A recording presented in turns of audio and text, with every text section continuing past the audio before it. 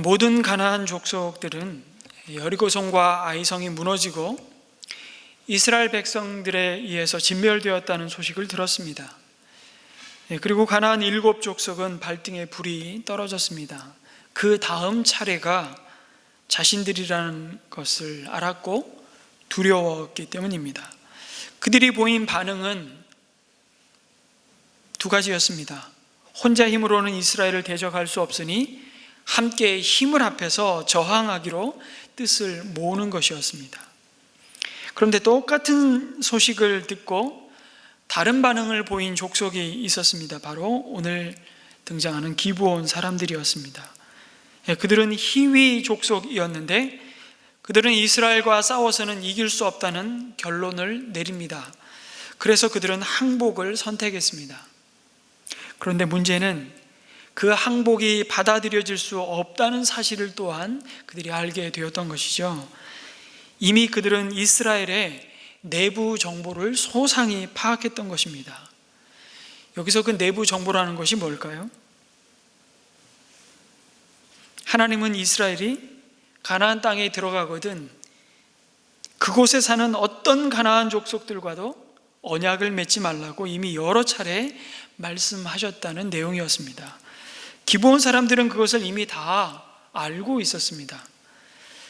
출애굽할 때 이미 출애굽 1세대에게 아주 오래전에 출애굽기 23장에서 그 말씀을 주시고 34장이면 여러분 출애굽한 이스라엘 백성들이 시내산에 와가지고 모세가 율법의 말씀을 받기 위해 시내산에 올라간 사이에 금송아지를 만들어서 이 금송아지가 너희들을 애굽에서 건져낸 신이다 이러고 그 사이를 못 참고 눈에 보이는 우상을 섬기는 끔찍한 배교의 사건이 벌어지죠.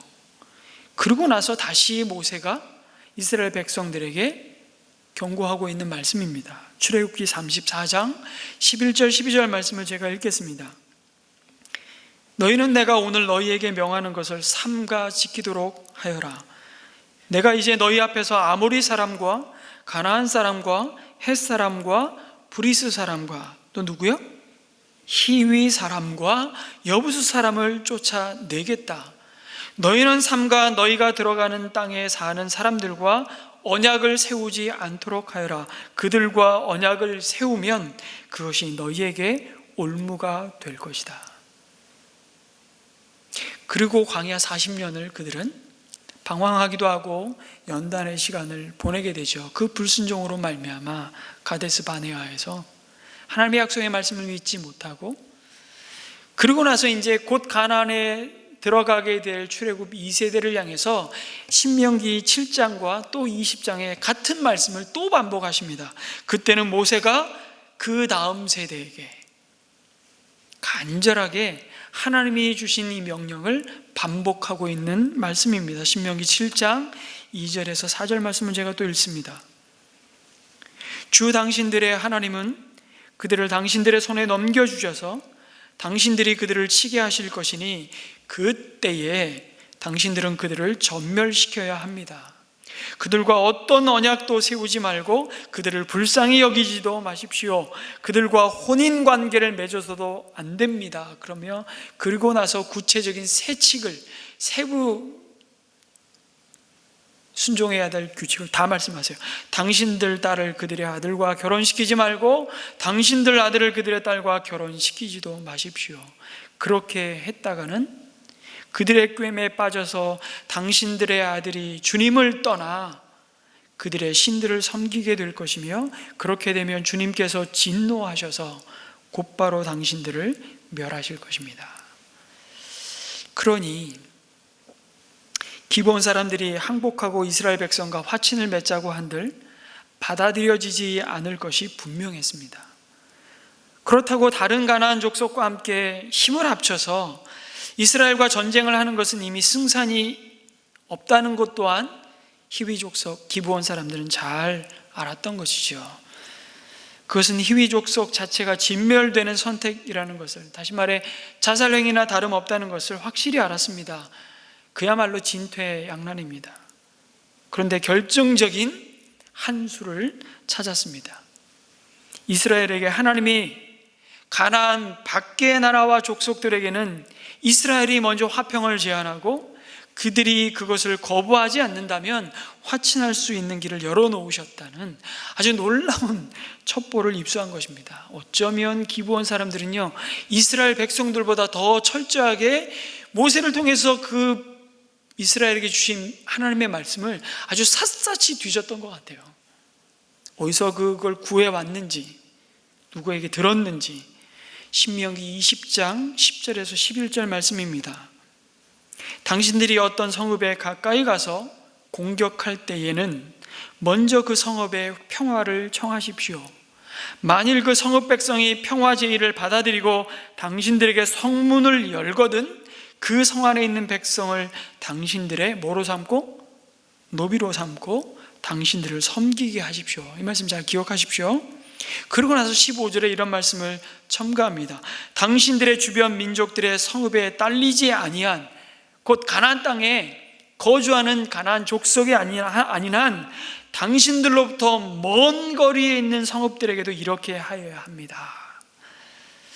이것을 누가 알려줬는지는 모르겠으나 분명한 것은 기브온 사람들은 자신의 생존을 위해 얼마나 치밀하게 전략을 세우고 그것을 성공하기 위해서 모든 방법을 다 동원하고 있는 것을 오늘 말씀이 상세하게 소개합니다. 그래서 내린 결론이 먼 지역의 나라 사절단으로 위장하고 속임수를 써서 이스라엘과 화친 조약을 맺자고 계획을 세운 겁니다.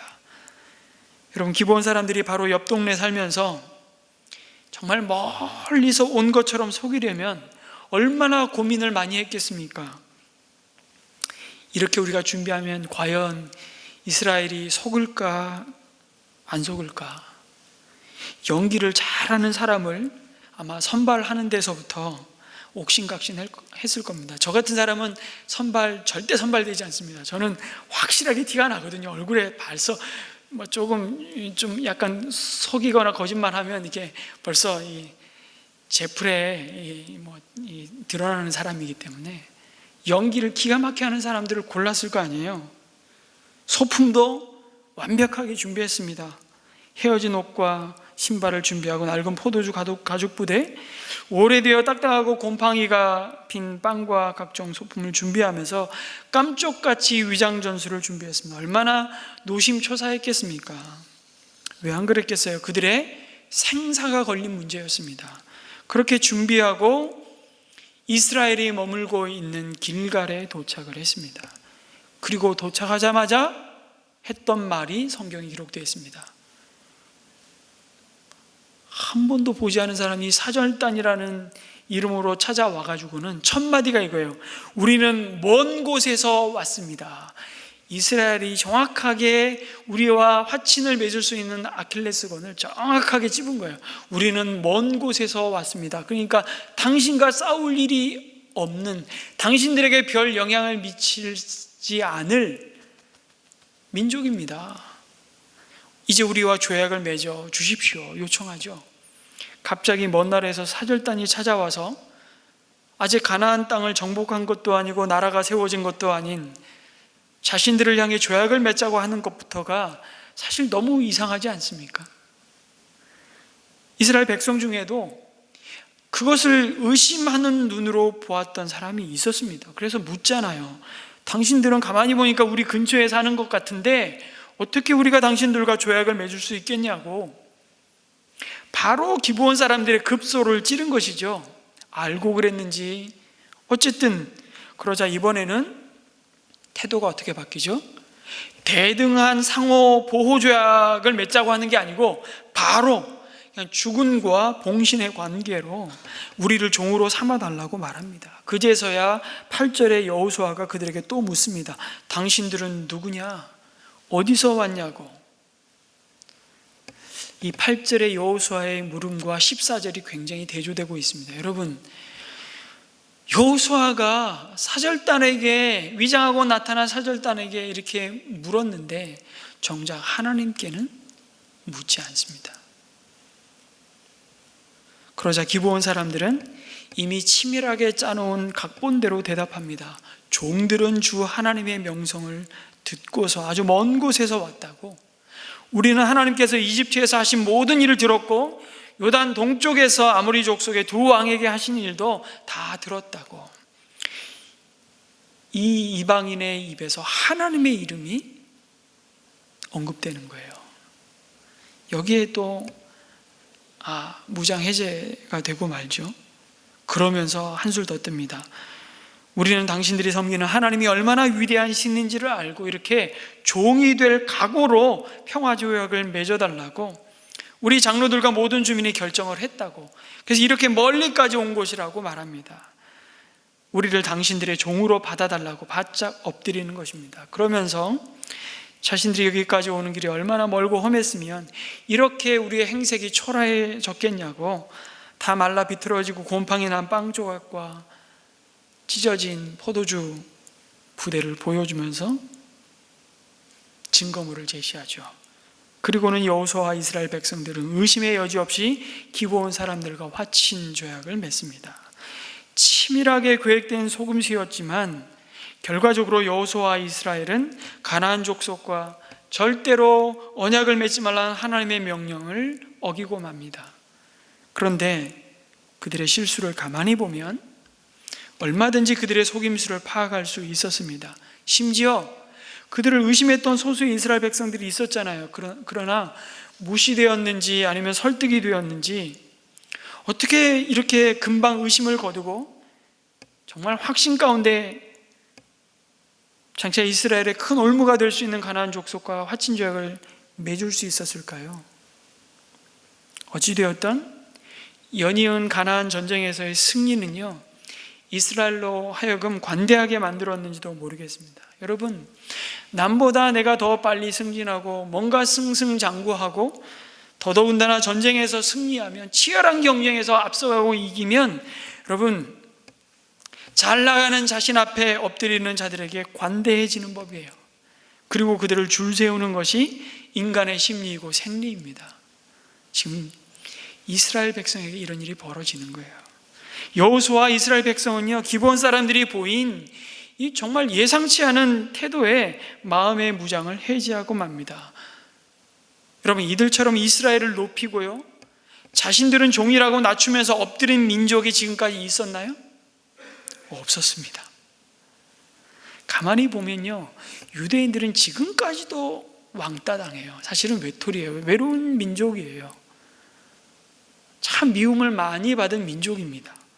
근데 더더군다나 이집트에서 종으로 400년을 보내고요, 광야에서 떠돌이 난민으로, 그러나 하나님의 전적인 권능과 은혜로 불러냄을 받았지만 가는 길목마다 그 풀한폭이 나지 않는 광야를 헤매는데도 길목마다 이스라엘을 무시하고 대적하면 했지 환대한 족속이 없었습니다.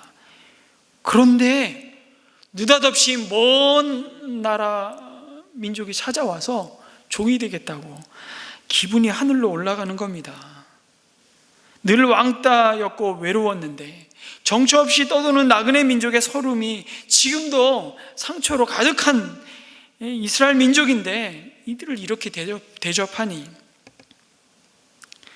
그런데 가나안 땅에 들어와서 이제 두 번 전쟁에서 이겼는데 벌써 화친을 맺자고 먼 나라에서 자신들의 명성을 듣고 이렇게 엎드리며 사절단을 다 보내니 우쭐해졌습니다. 첫 번째는 우쭐해진 거예요. 여러분, 시험과 유혹은 잘 나갈 때 찾아옵니다. 그래서 주님은 말씀하시잖아요. 일어섰다고 생각할 때 넘어질까 조심해라, 늘 경고하십니다. 그러나 동시에 여전히 이스라엘은 철저하게 고립된 민족이었습니다. 가나안의 종교와 문화와 그들이 추구하는 가치들이 너무나도 이질적인 사람들이었습니다. 그런데 자신들을 알아주고요, 자신들을 인정하는 사람들이 나타난 것입니다. 큰 우군을 얻은 것이죠. 더군다나 이스라엘이 자신들에게 찾아온 기브온 사람들에게 해준 것이 있어요, 없어요? 하나도 없는데 자신들을 종으로 받아달랍니다. 손해볼 이유가 하나도 없는 겁니다. 믿지는 장사가 아니에요. 그 손을 뿌리치고 마다할 이유가 없는 것입니다. 오히려 이게 가만히 생각해 보니까 하나님의 축복처럼 받아들여졌는지도 모르겠습니다. 이것은 우리의 영적 상황에도 그대로 적용됩니다.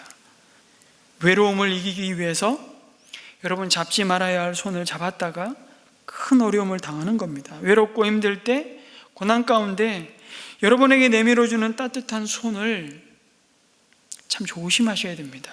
아무 손이나 붙잡으면 안 되고요. 그러면 기브온의 손을 너무 쉽게 잡았던 이스라엘처럼 나중에 땅을 치고 후회하게 됩니다. 정말 외로워도 주님의 손을 붙잡고 견디셔야 합니다. 외로움의 대안으로 이상한 손을 잡으면 큰일 나는 것이죠. 여러분, 우리가 급하고 또 때로는 우쭐할 때 우리는 참 힘 있는 것을 의지하고 그래서 돈에 속기도 쉽고요. 오히려 사랑에 속습니다. 우리를 인정해주고 우리의 인기에 우리 스스로가 속습니다. 근데 가만히 속이는 자도 문제이지만 속는 자의 그 내면을 가만히 들여다보면 결국은 자기의 욕심과 집착 때문에 속습니다. 또한 이스라엘이 기브온에게 속아 넘어간 이유는요, 가만히 보니까 눈에 보이는 이 객관적인 정황을, 이 상황을 파악했기 때문입니다. 객관적인 정황으로 보면 아무 문제가 없었습니다. 이스라엘은 자기들의 오감을 의지해서 사실들을 다 조사한 다음에 그 문제에 대해서 함께 의논했고 일치된 결론을 내렸습니다. 이스라엘의 CSI 과학조사대가 다 동원돼서 철저하게 조사했을 거예요. 그런데 이것은 모두 굉장히 논리적이에요. 이치에 다 맞는 것처럼 보이지만 사실은 다 틀린 것이었습니다. 이스라엘은 아이성에서도 똑같은 실수를 했습니다. 2-3천 명만 보내면 된다니까요. 그게 가장 합리적인 선택이었습니다. 괜히 다 올라가서 고생할 필요가 없다고. 그런데 여전히 하나님을 기다리며 주님의 지시를 구해야 하는 교훈을 그들은 배우지 못했습니다. 너무 쉽다고 생각할 때 그럼 조심하셔야 됩니다. 이쯤이야 내 경험과 상식으로 얼마든지 해결할 수 있다고 생각이 될 때 우리는 악한 자의 덫에 걸리고 맙니다. 속이는 자, 사단은 항상 그렇게 자기 자신을 과신하는 사람을 노리죠. 우는 사자와 같이 삼킬 자를 오늘도 찾으며 우리의 믿음을 공격하고 바른 믿음의 길을 걸어가지 못하도록 우리를 유혹합니다. 그리고 그 과신은요, 아주 실수의 결정적인 원인을 제공합니다. 그것이 바로 하나님께 묻지 않는 것이었습니다. 여러분, 왜 묻지 않았을까요? 여호수아와 이스라엘 백성들이 너무 뻔한 일이었기 때문입니다. 하나님께 묻고 말고 할 것도 없기 때문이라고 생각한 것이죠. 뭘 애매해야 묻지요. 고민이 되고, 아니 우리 힘으로 뭔가 안 될 것 같은 이 장애물이어야죠. 갈등이 되고 하나님의 뜻이 뭔지 궁금하기라도 해야 하나님 어떻게 할까요? 예수님이라면 어떻게 하실까요? 라고 묻기라도 하죠. 근데 척 보면 알기 때문에, 여러분, 척 보면 아는 게 정말 무서운 것입니다. 척 보면 알겠다고 생각할 때 위기라고 생각해야 합니다. 나에게 너무 익숙한 것, 내가 너무 잘하는 것, 이것은 내가 전문가라고 생각하고 확신하는 것, 그래서 하나님께 묻지 않는, 아니 하나님께 물을 필요가 없다고 생각하는 그 태도가 결정적인 실수를 가져옵니다. 하나님, 아니 직장일, 이 경영, 사업은 내가 전문가입니다. 우리 하나님께 기도 안 하고 우리는 결정해요. 이 분야는 제가 전문가라니까요. 그러니까 하나님은 늘 그냥 예배당 안에 그 예배의 시간만 그냥 나의 예배를 받아주시고 나에게 필요한 것 채워주시고 나에게 축복하는 하나님으로 족합니다. 하나님 따라오지 마세요. 여기까지 그냥. 그러니까 정말 하나님보다 내가 더 잘 안다고 생각하는 무서운 교만이 자리 잡고 있는 그때가 무서운 때고 위험한 상태에 빠져 있는 상태라고 말씀하시죠. 혹은 여러분, 하나님께 묻고 싶지 않은 때도 있습니다. 심지어 괜히 하나님께 물었다가 하나님이 내 생각과 다를까 봐 그냥 묻고 싶지 않은 거예요. 그냥 그러다가 일이 잘못되면 그때 가서 또 하나님 매달리면 되지. 괜히 미리 그냥 묻고 하나님 앞에 하나님 어떻게 할까요? 하면 자꾸 하나님이 나를 불편하게 하실 것 같아. 여러분, 그렇게 해서 여호수아는 묻지 않았고 물은 엎질러졌습니다. 또다시 이스라엘의 큰 위기가 찾아왔습니다. 여러분, 불과 얼마 전에 에발산과 그리심산 사이 세겜에서 그 하나님의 율법을 기억하며 저주와 축복의 언약을 갱신했던 때가 엊그제였는데 이스라엘과 맺은 하나님의 언약이 또다시 깨지고 말았습니다. 이번에는 여호수아를 비롯한 지도자들의 실수였습니다. 이스라엘 백성들은 원망했습니다. 아니, 어쩌자고 이 일을 이 지경으로 만드냐고. 이 일로 우리가 다시 하나님의 징계와 심판을 받으면 당신들이 책임질 것이냐고. 말은 그렇게 안 했지만 여호수아와 지도자들을 향한 백성들의 신뢰는 아주 심각하게 갈등을 일으켰습니다. 자칫 이스라엘이 분열되고 이 일을 처리하는 과정에서 서로 너무 다른 상반된 주장을 하다가 서로를 향해 돌이킬 수 없는 상처를 남길 수 있는 지경까지 되었습니다. 예를 들면 이런 겁니다. 여호수아 장군이요, 지금이라도 당장 저 기브온 사람들을 진멸합시다. 그래야 후환이 없습니다. 우리가 알면서도 화친을 맺은 것도 아니고 그들이 너무나도 교묘히 우리를 속였는데, 아니 마음 먹고 속이려고 들면 안 속을 위인이 어디 있습니까? 그러니 그런 정당한 이유를 대면서 여호수아를 아마 공격했을 수도 있습니다. 이때 여호수아가 결단을 내립니다. 비록 우리가 깨어있지 못해서 바르게 분별하지 못하고 실수했지만 하나님의 이름으로 맹세한 것을 지키는 것이 하나님 앞에서 더 옳은 일임을 여호수아는 결단했습니다. 하나님의 명예를 지키고 하나님의 이름으로 행한 약속을 나의 실수를 만회하기 위해서 혹은 나의 유익을 위해서 지키지 않는 것이 하나님의 이름을 망령되게 하는 더 큰 죄악임을 여호수아는 분명히 선포했습니다. 여러분, 그런 말씀이 나오나요? 아니, 그걸 어떻게 알 수 있어요? 여호수아가 자신들을 속여서 죄악을 맺었지만 그 기브온 사람들을 이스라엘의 유익을 위해 용병으로 쓰지 않습니다. 하나님이 신명기 20장에 말씀하신 대로 그들을 종으로 삼은 것입니다. 여호수아는 실수를 인정하고 똑같은 두 번의 실수를 반복하지 않기 위해서 하나님께 물었다는 것을 알 수 있습니다. 주신 말씀을 붙들었던 것입니다. 여러분, 히위 족속이었던 기브온 사람들이 누구인지를 멀리 갈 것도 없습니다. 당장 10장 2절에서 이들을 이렇게 소개하고 있어요. 몹시 놀랐다. 기브온으로 말하면 왕이 있는 도성처럼 큰 성읍이고 아이성보다도 더 큰 성인데다가 기브온 주민은 모두 용맹한 전사들이었기 때문이다. 이렇게 말하고 있습니다. 여기 누가 크게 놀랐습니까? 이스라엘이요? 아니요. 이스라엘이 놀란 게 아니고요. 이스라엘을 대적하기 위해 연합한 가나안의 남은 족속들이 놀랬다는 겁니다. 가장 용맹하고 큰 성읍인 기브온 사람들이 이스라엘의 종으로 화친을 맺고 항복한 사실을 듣고 지금 남은 가나안 족속들이 놀라 자빠진 것입니다. 그러면 여러분, 이 말씀을 딱 읽는 순간, 기록하여 남겨주신 순간 우리 뭐를 묵상해야 되냐면, 아니 그러면 여호수아가 이스라엘을 지금 달랠 수 있는 명분이 만들어진 겁니다. 여러분, 기브온 사람들은요 그냥 별로 쓸모없는, 실제로 실속이라고는 하나도 없는 빈털터리 족속이 아니었습니다. 부실투성이 도성이 아니었다니까요. 그야말로 용맹한 군사들이었습니다. 그러니 잘 된 것 아닙니까? 이들을 요단 동편에서 이미 땅을 기업으로 차지한 세 지파 반보다 그냥 더 선봉에 세우고 하루라도 빨리 가나안 땅을 정복합시다. 어때요? 이 제안 마음에 드세요? 여러분, 위기를 기회로 만드는 전화위복이 되는 방법 아닙니까?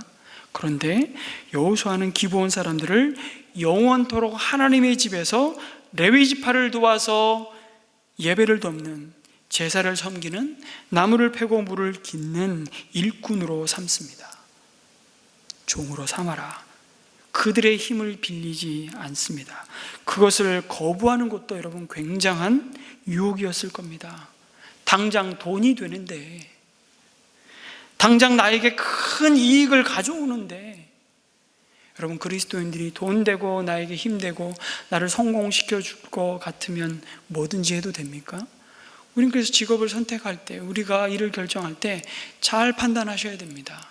돈이 된다고 다 할 수 있는 자들이 아니고, 하나님 구별된 백성이 이스라엘인 것처럼 우리의 영적인 이스라엘, 그리스도께 속한 우리를 향해서 똑같은 판단과 요구를 하고 계세요. 돈 된다고 다 하냐? 그렇게 해서 하나님, 아니 내가 주의 일을 위해서 크게 헌금하면 뭐처럼 벌어서 뭐처럼 쓰라고 했으니까 그거 뭐 결국은 이익 아닙니까? 하나님 그렇게 일을 안 하세요. 좀 이따 말씀드리지만 하나님 다 아셨어요. 보셨어요.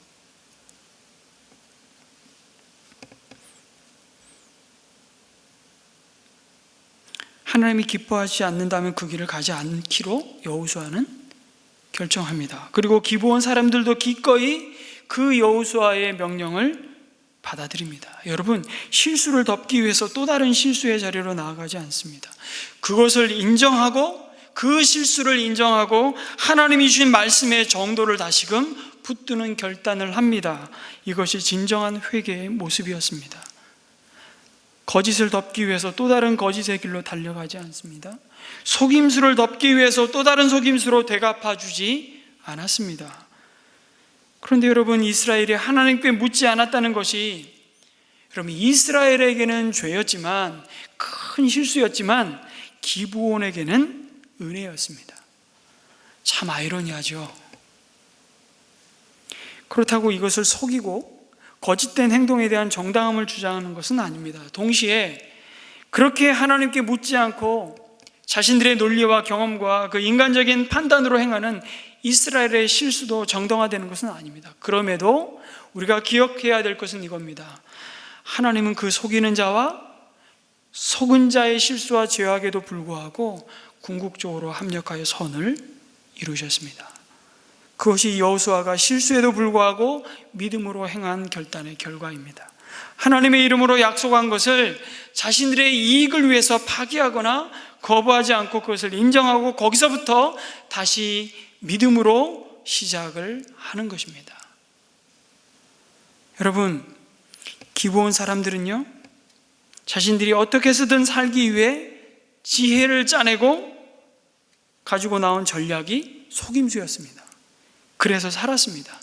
아니, 정확히 말씀드리면 그들이 속였기 때문에 산 것이 아니라, 속여서라도 살 길이 있다면 하나님께 속하는 것만이 살 길이라고 생각했기 때문에, 그 믿음이 온전한 믿음인지는 모르겠지만 그렇게 믿었기 때문에 산 것입니다. 아니, 그래도 하나님이 진멸하라고 그러셨으면 다 죽여야 되는 것 아닙니까? 여러분, 제가 묻겠습니다. 이거는 여호수아를 묵상할 때 우리 마음에 큰 갈등을 일으키는 굉장히 중요한 질문입니다.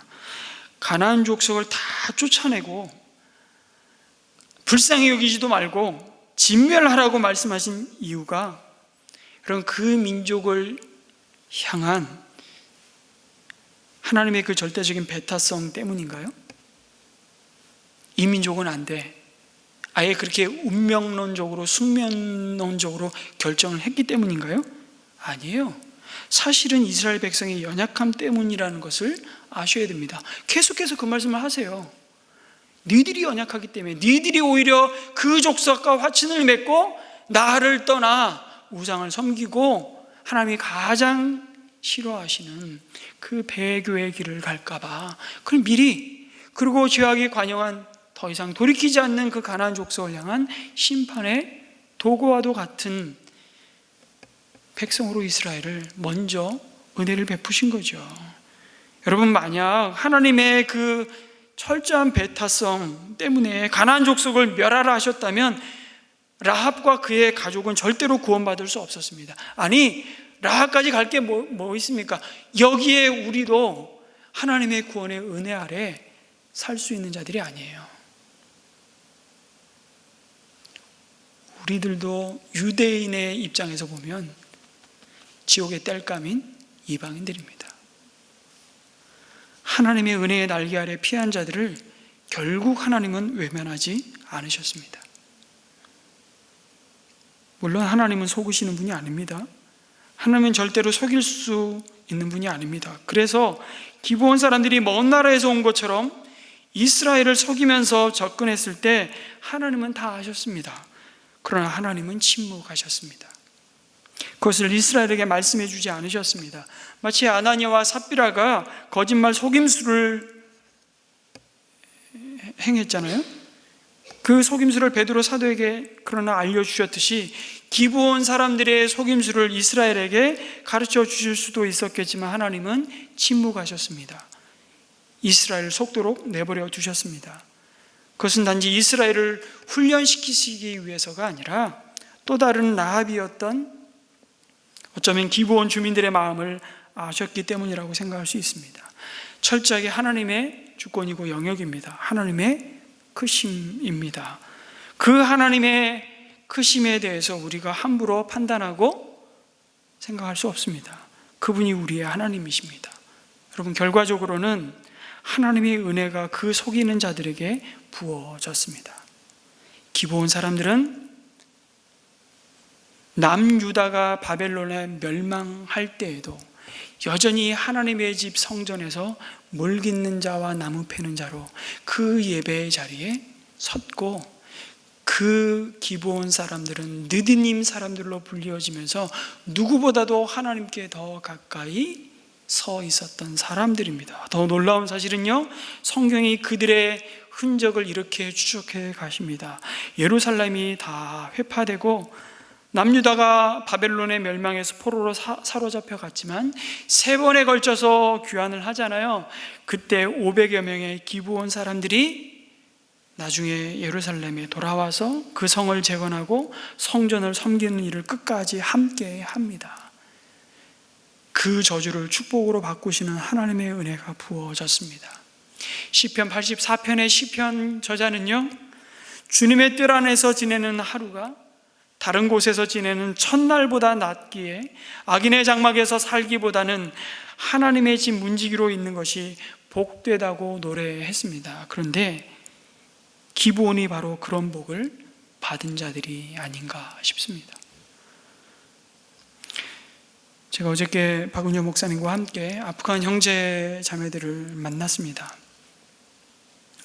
여러분, 지금 한국 땅에 아프간 사람들이 한 1000여 명이 정착해서 살고 있습니다. 여러 가지 신분으로.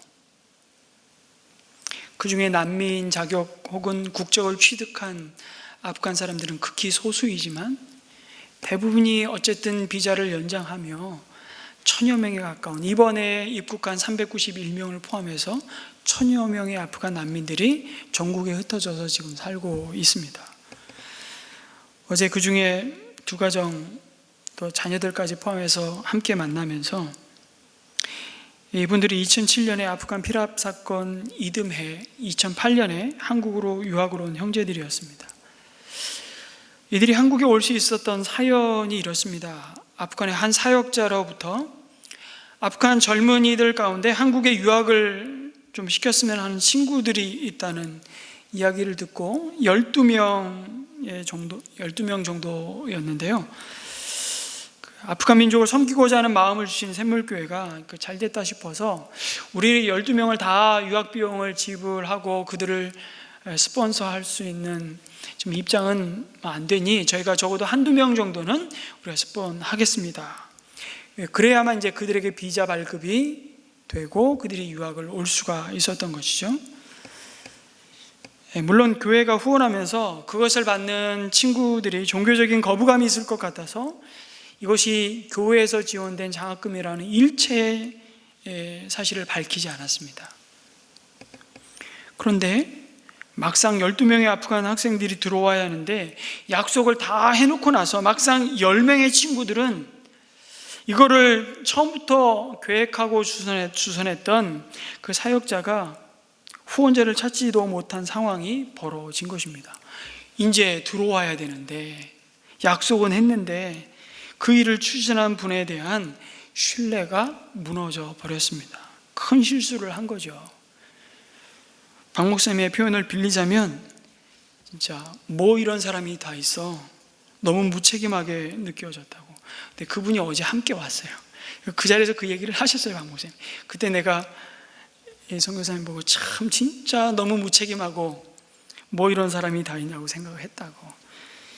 그렇다고 교회가 12명을 다 지원할 수 있는 형편이나 상황은 아니었습니다. 그러던 차에 한 성도님이 5천만 원을 이 일을 위해 사용해 달라고 하시면서 후원을 해 주셨던 것입니다.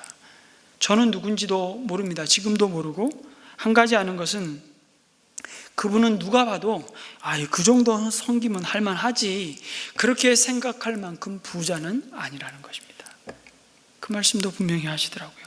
그렇게 해서 12명의 아프간 유학생이 전주 비전대에서 언어과정 마치고 2년간의 최소 유학 비용을 지원하고 유학을 마친 뒤에 또 4년제 편입을 해서 12명의 지금 근황을 어저께 하나하나 이렇게 나누는 시간을, 정말 복된 시간을 가졌습니다. 온 형제들은, 어저께 만난 형제들은 4년제 대학을 학사학위를 마치고, 한 형제는 자동차 부품회사에 다니고 있고, 한 형제는 박사과정까지 마치고 IT 기업에서 컴퓨터 소프트웨어 개발, 그래서 명함을 주더라고요. 저한테 명함을 탁 내미는데 얼마나 이렇게 그냥 뿌듯하게 자기 자신도 생각을 하는지. 그리고 한 형제는 또 박사과정을 마치고 또 일본에서 한 가정을 이루고 정착해 있고, 한 가정은 중국, 한 가정은 미국, 이렇게 소식을 나누고, 또 한 형제는 전화로만 어제 통화를 했어요.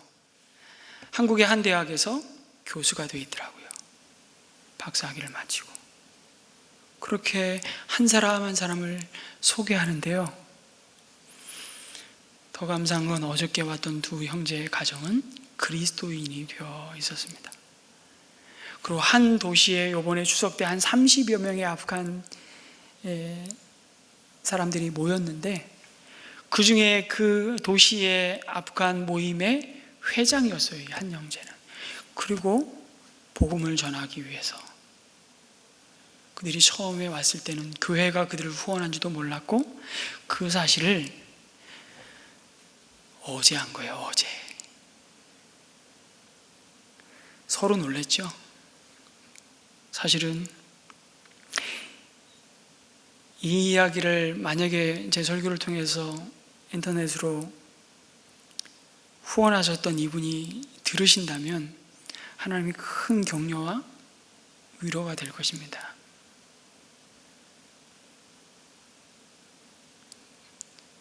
당신이 뿌린 작은 씨앗이 이렇게 열매가 되어서 하나님이 그 믿음의 증거로 당신 앞에 당신이 소유할 기업으로 보여주시는 것 같다, 그런 생각을 해보게 됩니다.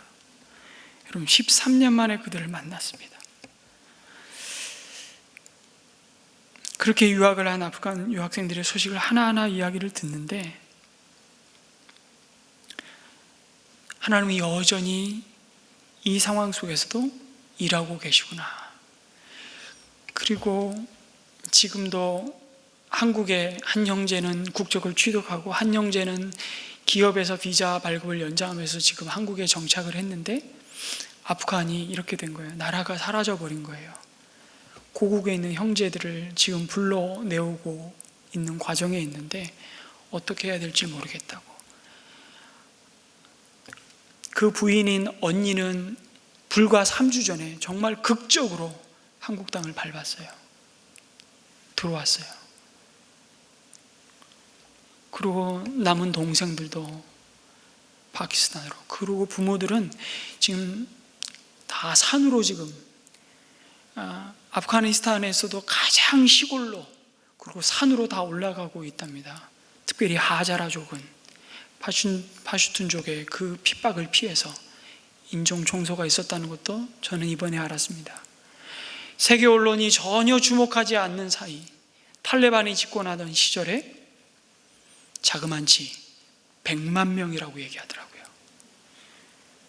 히틀러 나치가 유대인들 600만 학살한 건 못지않은 100만을 학살했다고, 인종 청소했다고.